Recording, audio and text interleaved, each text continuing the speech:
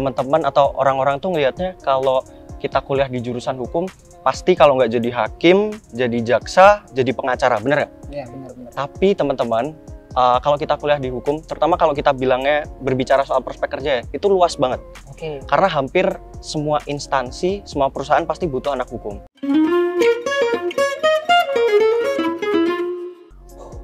Aduh. Halo Sobat UGM Channel, kembali lagi bersama dengan Opu di sini dalam konten Ada Apa Dengan Fakultas. Seperti yang terlihat di belakang, aku sedang berada di kantin Justisia. Pasti sudah bisa menebak aku ada di fakultas mana? Ya, aku sedang berada di fakultas yang biasa kalian sudah pasti sering dengar. Dia sudah menghasilkan tokoh-tokoh yang berpengaruh terutama di bidang politik dan hukum. Apalagi kalau bukan fakultas hukum. Nah, di sini aku akan berkeliling-keliling di Fakultas Hukum dan kita akan melihat hal-hal menarik yang ada di fakultas ini. Nah, for your information teman-teman, di Fakultas Hukum itu ada 3 jenjang studi. Ada S1, S2, dan S3. Nah, khusus buat S1-nya itu, prodinya itu hukum teman-teman. Yang tersedia ada kelas reguler dan ada juga kelas internasional atau IUP. Pasti penasaran seperti apa Fakultas Hukum UGM kan? Ya udah, kalian harus ikutin terus Ada Apa Dengan Fakultas episode kali ini. Oke? Let's go, kita pergi explore Fakultas Hukum UGM.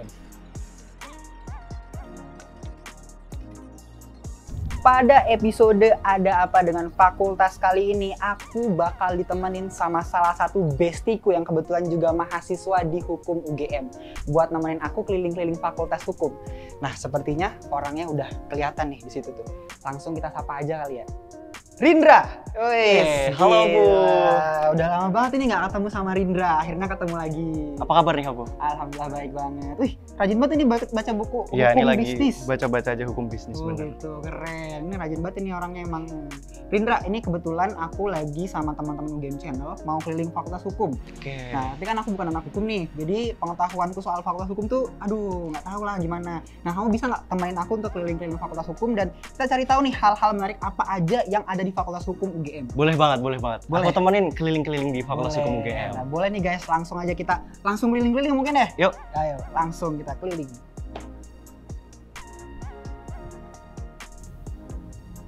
Oke Rindra, ini sekarang kita lagi lewat apa nih? Oke, sekarang kita udah di depan Law Library atau perpustakaan Fakultas Hukum Universitas Gadjah Mada. Wah, perpustakaan Fakultas Hukum Universitas Gadjah Mada. Keren juga nih guys, gedungnya bertingkat kayaknya gede banget. Kalau boleh tahu nih, Law Lab ini isinya apa aja nih Rindra?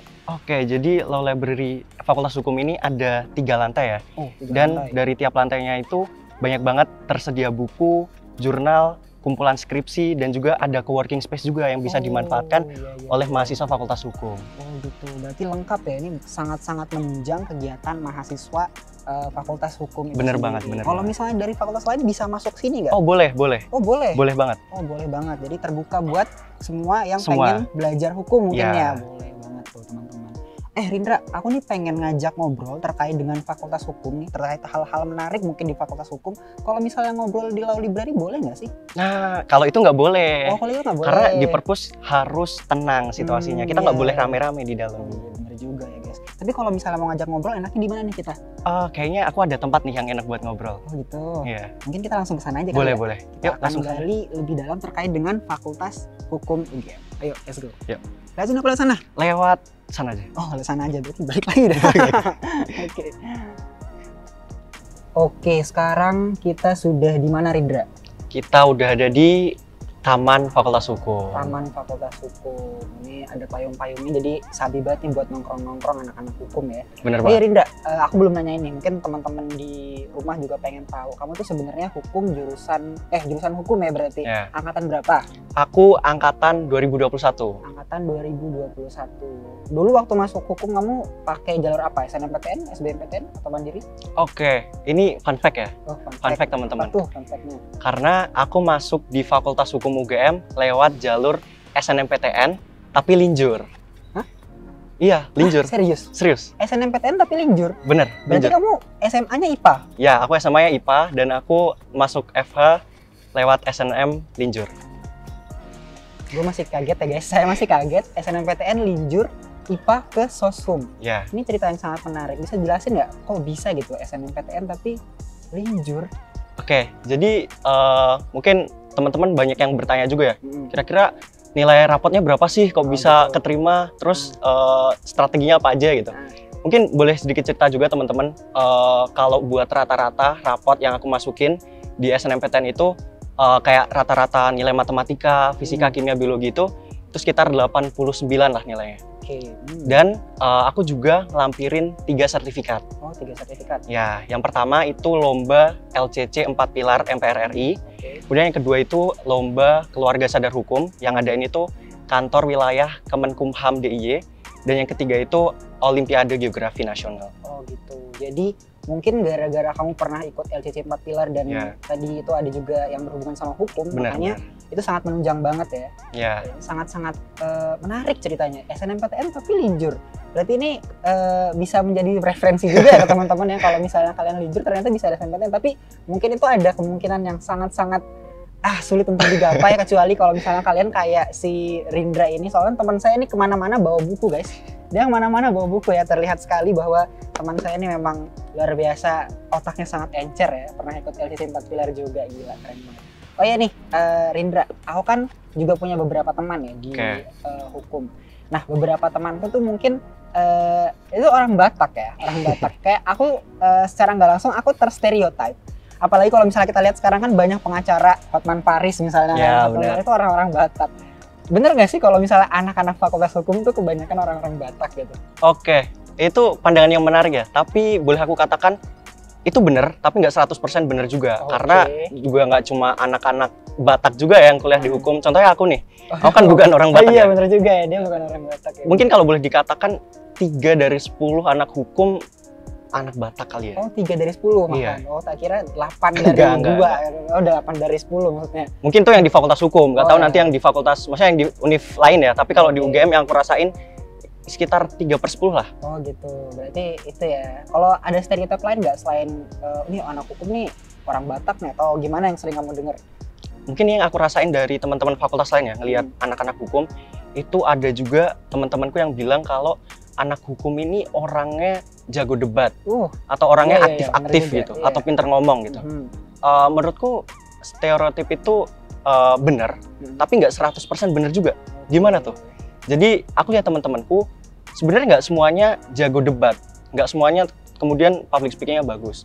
Ada juga yang dia cenderung nggak begitu banyak ngomong, tapi nulisnya bagus.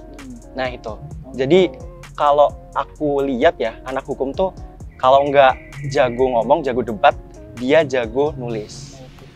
Tapi lebih baik imbang lah, bisa ngomong tapi juga nulisnya juga bagus gitu. Jadi itu ya guys, kalau misalnya kamu masuk hukum, tadi menarik juga tuh kalau misalnya kamu masuk hukum sebenarnya nggak perlu jadi orang Batak dulu gitu kan. Semuanya bisa masuk hukum guys. Seperti Rindra ini teman saya, ternyata dia bukan dari background keluarga Batak tapi bisa masuk hukum. Terus teman-temannya Rindra juga banyak ternyata guys yang dari berbagai macam kalangan. Jadi nggak membatasi kamu juga ya. Terus, itu ya Rindra. Terus kalau misalnya ini di hukum tuh sebenarnya sulit nggak sih? Sulit berarti pelajarannya atau gimana? Pelajarannya sulit nggak gitu kan? Kamu tidur berapa jam sehari gitu? Oke, karena aku masih tahun kedua ya, semester 4, yang aku rasain masih aman lah ya. Masih aman. Tidur juga masih cukup, masih 6 jam 7 jam sehari masih bisa. Organisasi aman? Aman. Masih bisa ikut organisasi semua kepanitiaan. Iya. Gitu ya guys. Jadi aman lah ya, aman. Tapi kalau semester atas gimana? Nggak tahu. Oh, nggak tahu. Aku lihat kakak tingkatku tuh udah pada pusing-pusing gitu, mikirin skripsi, mikirin praktek sidang dan lain sebagainya. Menarik. Tapi kalau misalnya terkait dengan prospek kerja nih, kalau misalnya kita lihat nih, apalagi kalau sekarang kita lihat, wah Hotman Paris tuh sungguh-sungguh sangat-sangat kaya raya gitu kan. Berarti itu mencerminkan kayak, wah orang-orang tuh pasti ke stereotip nih. Anak-anak hukum lulusannya pasti kerjanya, jadi pengacara, banyak duit, segala macam.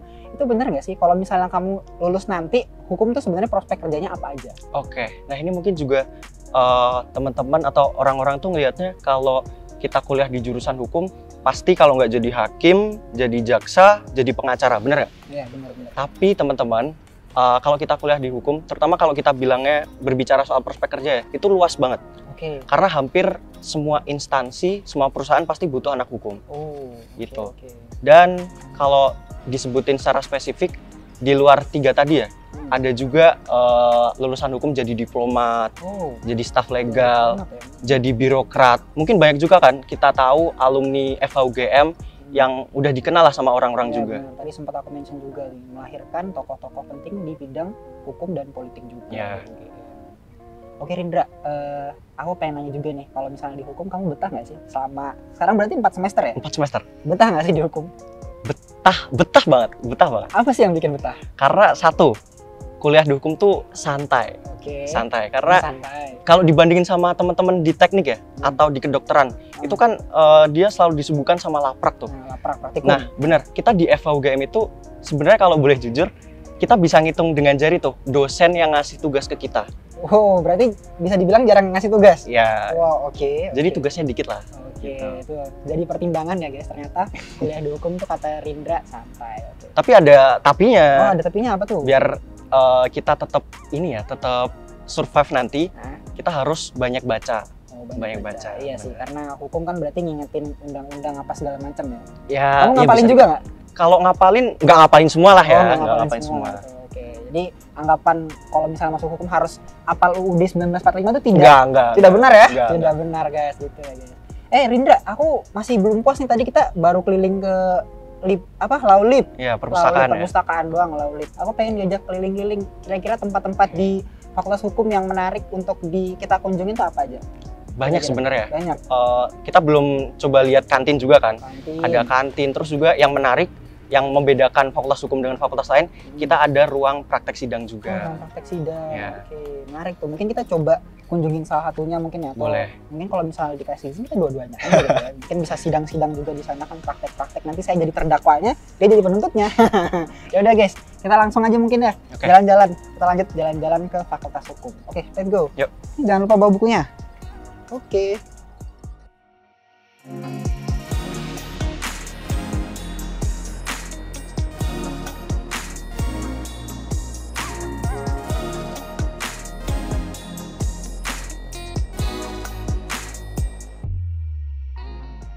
Baik Sobat UGM, hari ini kita sudah berada di meja hijau ya, ini ruang sidang, dan pembawaan saya harus berubah jadi serius karena ini ruang sidang, kita nggak boleh bercanda.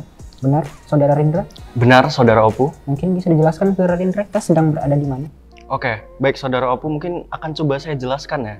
Ruangan ini merupakan ruang praktek sidang yang dimiliki oleh Fakultas Hukum UGM dan biasanya digunakan oleh mahasiswa, khususnya mahasiswa semester 5 ke atas ya, untuk kemudian ujian praktek sidang di sini. Oh iya.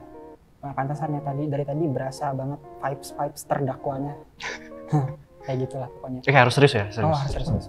Ya sepertinya kita nggak bisa serius lama-lama di sini karena pembawaan konten ini adalah fun ya, dan muka saya juga nggak cocok untuk menjadi orang serius ya. Sepertinya kita harus berpindah ini Saudara Rindra. Oke, baik Saudara Opu. Baik, kita berpindah ke tempat selanjutnya. Oke. Saksikan terus ada apa dengan fakultas. Oke Sobat UGM Channel, sekarang aku sudah berada di Kantin Justisia. Kantin Justisia, itulah kantin dari Fakultas Hukum UGM. Tapi biasanya ini kalau misalnya di fakultas-fakultas di UGM kan biasanya ada sebutan-sebutan khasnya gitu kan. Kalau Kantin Justisia apa? Disebutnya Kanjus. Oh Kanjus, disingkat ya? Iya, disingkat. Singkatnya Kanjus teman-teman. Unik juga ya. Tapi kalau misalnya di Kantin Justisia, enaknya makan apa? Kalau di sini rekomendasinya. Nah mungkin di sini yang sering aku beli juga ya, dan teman-teman biasa beli, ada bakso. Terus juga kalau mau sayur-sayuran ada juga gado-gado ataupun lotek, itu ada. Dan enak sih. Ya. Sayang banget ini kita kesininya kayaknya udah pada bubar ya dan terlihat sepi banget. Ya udahlah, kayaknya harusnya kita segera mencukupkan konten ada apa dengan fakultas pada kesempatan kali ini. Tapi sebelum kita mau mencukupkan konten ada apa dengan fakultas pada kesempatan kali ini nih, aku pengen nanya satu hal. Pertanyaan terakhir buat Rindra. Satu kata untuk Fakultas Hukum UGM. Satu kata buat FHUGM. Santuy. Oh, santuy. Berarti emang santuy ya di sini. Iya, santuy. Oke Rindra, terima kasih banyak sudah menemani aku berkeliling di Fakultas Hukum UGM. Kayaknya aku harus pamit dulu nih, mau closing dulu di Taman Gladiator mungkin ya, di sini Taman Gladiator. Kamu ikut nggak? Nggak, aku mau lanjutin baca buku aja. Oh, oke, sangat rajin ya, santuy tapi rajin. Oke. Udah Rindra, aku duluan ya. Oke, hati-hati ya. Oke, duluan ya.